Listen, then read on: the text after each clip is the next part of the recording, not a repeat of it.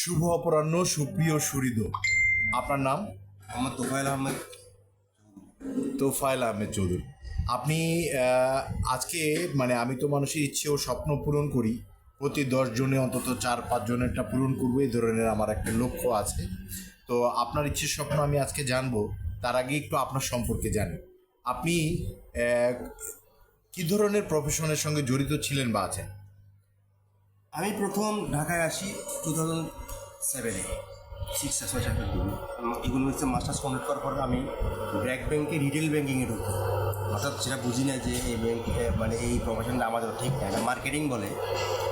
তো পরবর্তীতে স্টার্ট ছাড়া রঙ্গা বাংলায় কয়েকটা ব্যাংকে রিটেলে চাকরি করি। পাশাপাশি ফাঁকে ফাঁকে ওই চাকরিগুলো আবার টার্গেটেবল জব, তো ওটাগুলো চলেও যায়। টার্গেট ফিল আপ করতে পারি না, হয়তো চাকরি চলে গেছে। আবার হয়তো আর্থিক সংকটের কারণে আবার ঢুকছি, কারণ এই চাকরিগুলো নগদে পাওয়া যায়। তো ঢুকে চিন্তা করলাম যে আমার এই চলে যাচ্ছে, আমি তো আসলে ভুল করতেছি।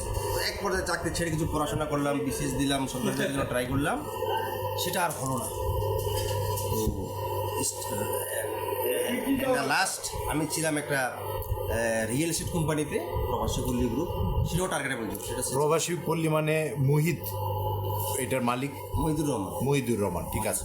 না, ওনার সাথে একসময় আমার একবার দুবার মিটিং হয়েছে, আমি চিনি, বলুন। সিলেটের বাড়ি। জি।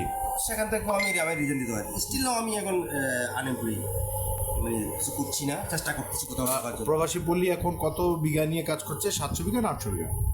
প্রবাসী পল্লী ওখানে ওদের মুভির কথা যেটা, তারা তাদের প্রায় এখন কয়েক হাজার বিঘাই, এবং এটা সর্বশেষ নাকি 9,000 বিঘাতে উন্নীত হবে। আচ্ছা, দ্যাটস গ্রেট। জি, বলুন তারপর। তো এখন আমি চেষ্টা করছি কোথাও জব বা একটা কিছুর জন্য করার জন্য আমার চেষ্টা করতেছি। এটা আমার নিজের ব্যক্তিগত পার্সোনাল লাইফের হিস্ট্রি। আমি যেটা বলতে চাচ্ছিলাম যে আমার এক সম্পর্কে আত্মীয় হয়, বন্যা কবলিত এলাকায় তার বসবাস ছিল, ফেনীতে। ওই এলাকায় জীবনে বন্যা হয়নি। আপনার এটা শেষ পর্যন্ত আপনি কোথায় ছিলেন বললেন? প্রবাসী পল্লী। তারপর আপনি কোথায় ছিলেন? একবার বলেছিলেন কোন একটা ফাইন্যান্স কোম্পানির সঙ্গে। ফাইন্যান্স কোম্পানিটা তারা পূর্বে ছিলাম। ওই কোম্পানিটার নাম কি? ওইটা ধরেন ইউনাইটেড ফিনান্স, লঙ্কা বাংলা ফিনান্স। লঙ্কা বাংলাতে আপনি কি হিসেবে ছিলেন? আমি ছিলাম senior business executive, senior executive ছিলাম, টিম লিডার হিসেবে ছিলেন? Team leader, right. Team leader হিসেবে লঙ্কা বাংলাতে ছিলেন। It's all right. তো এখন মোটামুটি আপনার পরিচয়টা জানলাম, ব্যাকগ্রাউন্ড জানলাম। আপনার ইচ্ছে এবং স্বপ্নটা সম্পর্কে বলুন। আমার ইচ্ছে হচ্ছে আসলে একটা কিছু করা, যেটা যাতে আমি আমার ফ্যামিলি নিয়ে সলভেন্ট থাকি। এখন কি আপনি জব করছেন না লঙ্কা বাংলায়? না, এখন এই মুহূর্তে আপনি বেকার রয়েছেন। বেকারত্ব জীবন। আপনার কিছু কাজের নতুন একটা কাজের সংস্থান দরকার, নাম্বার 1। 2 নম্বর হচ্ছে আপনার এগিয়ে যাওয়ার জন্য, সমৃদ্ধির জন্য কিছু পথ দরকার, রাইট? রাইট। ওকে। আর সে ব্যাপারে আমি কেরিয়ার ডিজাইনিং আপনাকে করে দিতে পারি, সহযোগিতা করতে পারি। আপনাকে কোথাও নতুনভাবে চাকুরিতে সংযুক্ত হওয়ার ব্যাপারে আমি আপনাকে রেফার করার জন্য আমি চেষ্টা করতে পারি এবং সহযোগিতা করতে পারি। এবং আপনার আর কি ইচ্ছে বলছিলেন? যে একটা জব ছাড়া আর কি ইচ্ছে আপনার? অর্থাৎ সমৃদ্ধ হওয়া, অর্থনৈতিকভাবে স্বাবলম্বী হওয়া, আর্থিকভাবে স্বাবলম্বী হওয়া এবং বড় হওয়া, এটা হচ্ছে আপনার মূল প্রতিপাদ্য। আমি নিজে চলতে পারি, আমার ফ্যামিলিটাকে আমি সাপোর্ট দিতে পারি। রাইট। আপনার ব্যাকগ্রাউন্ড শোনার পর আমি আপনাকে প্রেসক্রাইব করবো কীভাবে আপনি এগিয়ে যেতে পারেন। তো আপনার আর কি ইচ্ছে বলছিলেন? একটা ওই যে কার কথা বলছিলেন যে? ও আচ্ছা আচ্ছা, আমার দুঃসম্পর্কের এক আত্মীয় আছে, এটা আপনি আগেও আপনাকে বলেছিলাম মনে হয়। তো উনি ফেনীতে থাকে, বন্যা কবলিত এলাকায় তিনি ছিলেন, তার বাড়ি সেখানে। তিনি তার একটা ব্যবসা ছিল, টাইলসের শোরুম ছিল। শোরুমও পানি, তার বাড়িতেও পানি। হ্যাঁ, আমি যখন মহিপালে প্রায় 15,000 লোকের খাদ্য সেবা নিয়ে গিয়েছিলাম, ওখানে মসজিদে উনি আমার সাথে দেখা করতে এসেছিল। ওখানে কোনো হোটেল ছিল না, আমি মসজিদে 3 দিন থাকতে বাধ্য হয়েছিলাম। তো আপনি বোধহয় ওনাকে, আমার মনে পড়েছে, ওনাকে নাম্বারটা দিয়েছিলেন এবং আমি ওনার সাথে কথা বলেছিলাম। এবং ওনাকে আমি কিছু কেরিয়ার ডিজাইনিং এবং ফিউচার প্ল্যান দিয়েছিলাম। উনি এটা যদি ভেবে পজিটিভ হন, আমি ইতিবাচক হলে ওনাকে সহযোগিতা করার ব্যাপারে আশ্বাস দিয়েছিলাম। যে বলুন, তারপর আপনি বলুন ওনার এখন কি জিনিসটা চাচ্ছেন, আপনার ইচ্ছাটা কি? এখন আমি যাচ্ছি তার যে ব্যবসাটা, তিনি ব্যবসা এবং বাড়ি দুটো থেকে পানি সরে গেছে। জি। কিন্তু বর্তমানে তার বাড়িটা দেবে গেছে, ধসে গেছে, অর্থাৎ বসবাসের অযোগ্য হয়ে গেছে। আচ্ছা। তো এখন তার কথা হচ্ছে শুধু ব্যবসাটা আমি নিজে দাঁড়া করাতে পারবো, ব্যাংক লোন হোক অন্য আত্মীয় স্বজন থেকে ফাইন্যান্স নিয়ে হোক আমি ব্যবসাটা আমি দাঁড় করতে পারবো। কিন্তু কেউ যদি কোনো সংস্থা যদি আমাকে আমার ঘরটার ব্যবস্থা করে দেয় তাহলে মোটামুটি আমার মানে তাহলে আপনার ইচ্ছেটা হচ্ছে যে তার পুনর্বাসনের জন্য তাকে সহযোগিতা, আমি যদি সংক্ষেপে বলি, হ্যাঁ রাইট। তাহলে সংক্ষেপে পুনর্বাসনের সহযোগিতা যদি ফোকাস হয় তাহলে আমার একটা নিজস্ব পলিসি আছে। পলিসিটা হচ্ছে আমি সেই পলিসি মোতাবেক যদি উনি এগিয়ে আসে তাহলে সহযোগিতা করতে আমি প্রস্তুত আছি। ওনাকে যদি ঘরটা 60,000 1 লাখ টাকা দিয়ে কোনো সংস্থার মাধ্যমে বা কোনো স্পন্সর কোম্পানির মাধ্যমে ঠিক করে দেওয়া হয় বা ওনাকে সাপোর্ট ব্যক্তিগতভাবে দেওয়া হয়, সেক্ষেত্রে ওনার এই বন্যাটা কিন্তু একদিনের সমস্যা নয়, এটা আগামী বছর আবার হতে পারে হতে পারে রাইট। এবং ওনার এই ঘরটা আবার ধসে যেতে পারে। Right. কোনো সাময়িক সমাধানের জন্য টাকা বিনিয়োগ করাকে আমি আসলে এটাকে ওয়াইজ ডিসিশন মনে করব না। আমি মনে করব যে এভাবে যদি ওনার সমস্যাটা সমাধান করা যায়, যেভাবে ওনার স্থায়ী সমাধান ঘটবে সেইভাবে ওনাকে সহযোগিতা করা গেলে সেটা হবে সঠিক পুনর্বাসন। রাইট। তো সেই ক্ষেত্রে আমি বলবো যে উনি যদি ঢাকায় শিফট করে আসেন, যেখানে বন্যা কবলিত এলাকা নয়, সেখানে ওনাকে প্রশিক্ষণের মাধ্যমে বা ওনাকে কোনো একটা কাজে এখানে লাগানোর মাধ্যমে উনি যদি সমৃদ্ধি পান, এগিয়ে যান, স্বনির্ভরশীল হন, সেক্ষেত্রে আমি মনে করবো এটা হবে ওনার জন্য বেস্ট ডিসিশন। কারণ ওইখানে যদি ওনাকে দু টাকাও ওখানে ইনভেস্ট করা হয়, সেটা আবার পুনরায় বন্যা কবলিত হয়ে নষ্ট হয়ে যাওয়ার একটি সমূহ সম্ভাবনা ও আশঙ্কা থাকে। তাই সাময়িক সমাধানে বলে স্থায়ী সমাধানে যদি উনি আগ্রহী হয়, ওনাকে আমি সহযোগিতা করব, আপনার ইচ্ছা পূরণ করার ব্যবস্থা করব। আর আপনার একটা কর্মসংস্থানের ব্যবস্থা, এটা আপনার ইচ্ছা। আপনাকে প্রেসক্রাইব আমি এভাবে করছি যে আপনি যে ফার্নিশ কোম্পানিগুলোতে কাজ করতে আগ্রহী, এই ধরনের অন্তত 6 থেকে 7টা বা 8টা ফাইন্যান্স কোম্পানি বা এই ধরনের সেম ক্যাটাগরি কোম্পানির এমডি চেয়ারম্যানের ফোন নম্বর সংগ্রহ করাটাই হবে আপনার চ্যালেঞ্জ। আমি তাদের সাথে ডিরেক্ট কথা বলবো, তাদেরকে বড় ধরনের আশীর্বাদ দেওয়ার অপরচুনিটি তৈরি করে দিয়ে আমি আপনাকে ওখানে একটা অবস্থান তৈরি করার সুযোগ করার ব্যাপারে আমি অনুরোধ করব। আশা করি তারা এটা রাখবে। আপনি যদি তাদের নাম্বার সংগ্রহ করে আনতে পারেন, আমি নিজে সময় দিব, আমি যাব বা আমি তাদের সাথে কথা বলবো এবং আপনাকে সেখানে একটা কাজে সংযুক্ত হওয়ার ব্যাপারে। এইভাবে একটু কথা বলতে পারি? জি বলুন প্লিজ। আমার কাছে বর্তমানে 2 থেকে 3 জন এমডির নাম্বার আছে। জি হ্যাঁ, আমি তাদের নামও বলে দিতে পারবো। জি আচ্ছা, অসুবিধার নাম বলা লাগবে না, আমি এটা ভিডিও শেষ করার পরে নিব আপনার কাছে এবং আপনার যখন সফলতা আসবে সেটাও আমরা মানুষকে জানাবো। আজকে এটাই করলো। আপনি তো আমাকে বাই ফেসে চেনেন, কিন্তু আমি জানতে চাই আপনি কি আমাকে কর্ম দ্বারা আগে থেকে চিনতেন কিনা। কারণ আমার একটা দৃঢ় বিশ্বাস যে শিক্ষিত, সচেতন, সংস্কৃতিবান 60% বাঙালি আমাকে চেনে জানে। যারা আমার কাছে আসে আমি তাদেরকে মাঝে মাঝে প্রশ্ন করি। এমন অনেক ঘটনা ঘটেছে, আমাকে দুবাই, গোপালগঞ্জ বা আরেক জায়গায় পরিচয় করাই দিলেন এক শিক্ষিকা এসে। ওনারা সবাই আমাকে কর্মদ্বারা আগে থেকেই চিনত। উনি খুব মজা পেয়েছেন এবং বিস্মিত হয়েছেন। গতকাল একজন এসছেন, গানের কেরিয়ার গড়তে চান, সে ভালো একটা শিল্পী এবং স্টার হতে চায়। তো সে আমাকে না চিনিয়ে একজনের রেফারেন্স এসছে। তো আমি আমার কয়েকটা বিষয় নিয়ে বললাম, সেই কাজগুলো সম্পর্কে আগে থেকেই জানতো, অর্থাৎ আগে থেকে আমাকে চিনত। আচ্ছা, আপনি কি, আমি কয়েকটা প্রশ্ন করবো তাহলে বুঝতে পারবো আপনি আগে থেকে আমাকে চিনতেন কিনা। আপনি কি কখনো ওয়ার্ল্ড টেলিভিশন বলে একটি টিভি চ্যানেল দেখেছেন, যেটা 56 দেশে আমি চালিয়েছি, চ্যানেল 18 বাংলার মতো একটি স্যাটেলাইট টিভি চ্যানেল? এটা আপনি কোন এলাকা থেকে দেখেছেন? কারণ 80% জায়গায় দেখা যেত, সব জায়গায় দেখা তো যেত না, কারণ কেবল অপারেটররা সেই সিগন্যাল তো ধরেন। ঢাকায় সিদ্ধেশ্বরীতে মনে সম্ভবত, ঢাকায় সিদ্ধেশ্বরীতে কিছুদিন এটা নেটওয়ার্ক ছিল। আমি নিজেও সিদ্ধেশ্বরীর কাছাকাছি এখানেই থাকি, সিদ্ধেশ্বরীতে থাকি, এখানে ছিল সিগন্যাল। তো সিদ্ধেশ্বরীতে দেখেছেন, তাহলে একটা জিনিস সম্পর্কে, আমার সম্পর্কে আপনি জানতেন, আমার তৈরি করা একটা প্রতিষ্ঠান সম্পর্কে। প্রতিষ্ঠানের মাধ্যমে আমি আপনার সাথে পরিচিত হওয়ার আগেই আপনার কাছে পৌঁছেছি, প্রায় 9-10 বছর আগে। আপনি কি গান শুনতে ভালোবাসেন?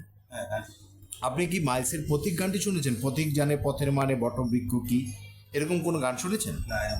আচ্ছা, এই গানটা সম্পর্কে জানেন না। আপনি কি বিপ্লবের ইস্কা টেক্কা গানটা শুনেছেন? ইস্কা টেক্কা হরতন রইতন চলছে জীবন, এরকম সকালবেলা আমির হইলে ফকির সন্ধ্যাবেলার, এরকম। হ্যাঁ, এটা শুনেছি। এটা শুনেছেন? এটা খুব বিখ্যাত এবং জনপ্রিয় গান ছিল এক সময়।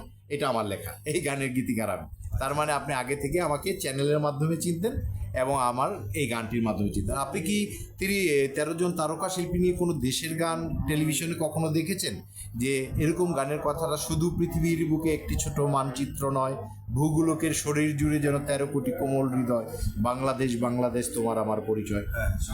এই গানটা দেখেছেন? এই গানটা খুবই বিখ্যাত, 7-8টে টেলিভিশন এটা অনেকবার করে চালিয়েছে ফিলার হিসেবে। এটা গ্রুপে গাইছে।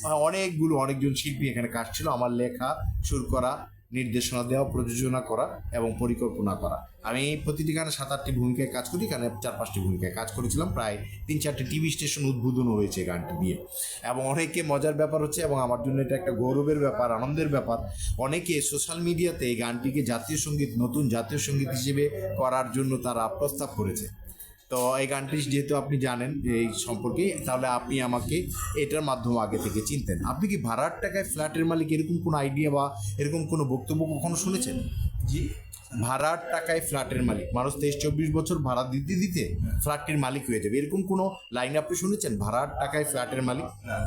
আমি প্রায় 11টি জনকল্যাণমূলক আইডিয়ার স্রষ্টা ও জনক।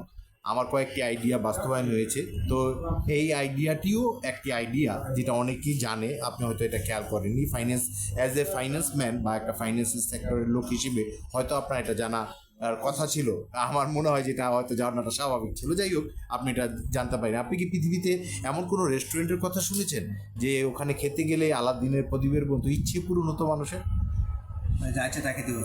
না, মানে খেতে গেলে খাওয়ার পর একটা ফর্ম দেওয়া হতো, 41 রকম ইচ্ছে ছিল, ওখান থেকে 3-4টা ইচ্ছে টিক চিহ্ন দিত, একটা ইচ্ছে তাদের পূরণ করা হতো। ইচ্ছে পূরণ রেস্টুরেন্ট, ওখানে খেতে গেলে মানুষের ইচ্ছে পূরণ করা হতো। টিভিতে একটা প্রোগ্রাম হচ্ছে। টিভিতে একটা প্রোগ্রাম দেখেছেন, ওই আমরা ইউটিউবে এবং টেলিভিশনে 2-1টা প্রোগ্রাম চালিয়েছি।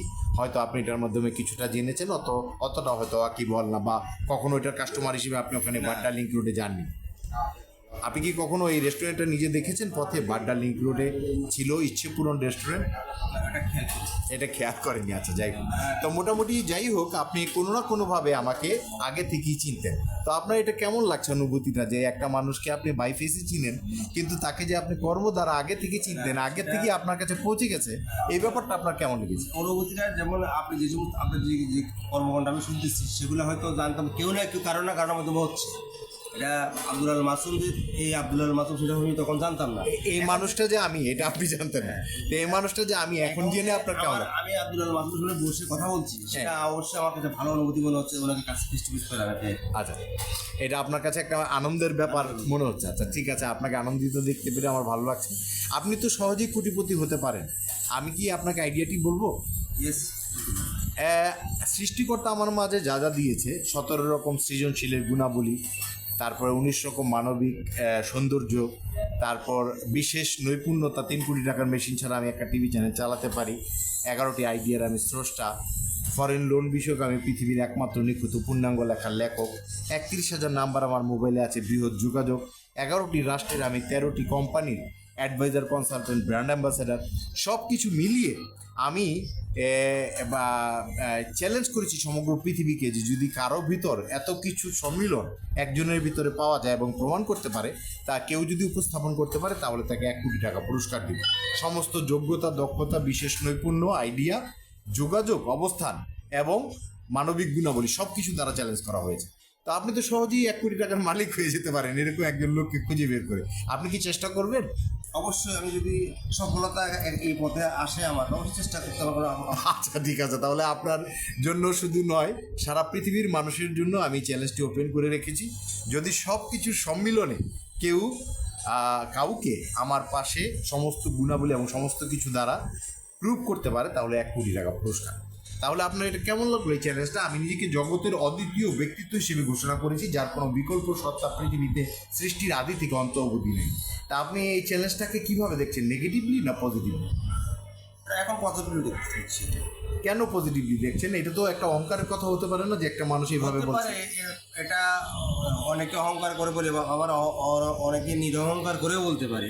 আচ্ছা, আমি আসলে এটা স্ট্রেঞ্জ এবং একটা ইন্টারেস্টিং ওয়েতে নিজেকে প্রেজেন্ট করেছি এবং মানুষের ব্রেনকে চ্যালেঞ্জ করেছি এবং নিজেকে উপস্থাপন করেছি এজন্য যে মানুষের জন্য আমার কল্যাণকর অনেক রকম ভূমিকা রাখার সুযোগ রয়েছে।